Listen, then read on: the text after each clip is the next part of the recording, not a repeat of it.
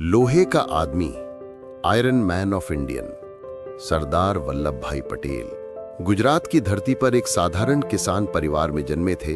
वल्लभ भाई पटेल बचपन से ही उनमें एक अटूट साहस और दृढ़ निश्चय दिखाई देता था। पढ़ाई पूरी करने के बाद वे वकील बने, लेकिन उनकी आत्मा देश की सेवा के लिए तड़प उठी। साल 1918 में जब खेड़ा जिले के किसान अंग्रेजों के करों से परेशान थे, तब पटेल जी ने उन्हें संगठित किया।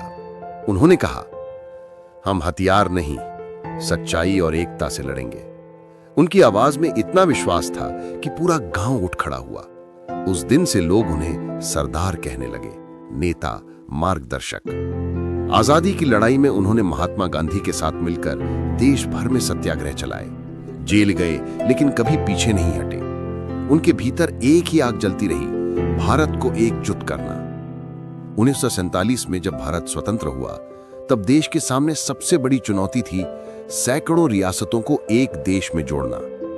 कई राजे महाराजे अलग रहना चाहते थे, कोई पाकिस्तान में मिलना चाहता था, लेकिन सरदार पटेल ने अपने लोहे जैसे इरादों से एक एक रियासत से बात की, समझाया, समझौते किए और कई जगह सख्त निर्णय भी लिए। आखिरकार उन्होंने 562 रियासतों को जोड़कर एक अखंड भारत का निर्माण किया। लोग उन्हें सम्मान से भारत का लौह पुरुष कहने लगे। साल 1950 में जब सरदार पटेल ने अपनी अंतिम सांस ली, तो पूरा देश रो पड़ा, पर उनकी आत्मा जैसे कह रही थी, मैं गया नहीं हूं, मैं भारत की एकता में हमेशा जीवित रहूंगा। समय बीता और वर्षों बाद उनके इस अद्भुत योगदान को अमर बनाने के लिए नर्मदा नदी के किनारे केवड़िया में एक विशाल प्रतिमा बनाई गई, स्टैच्यू ऑफ यूनिटी। 182 मीटर ऊंची, विश्व की सबसे ऊंची प्रतिमा। जब इसका उद्घाटन हुआ तो सुबह की सुनहरी किरणें उस प्रतिमा पर पड़ीं और ऐसा लगा जैसे स्वयं सरदार पटेल मुस्कुराकर भारत को आशीर्वाद दे रहे हों।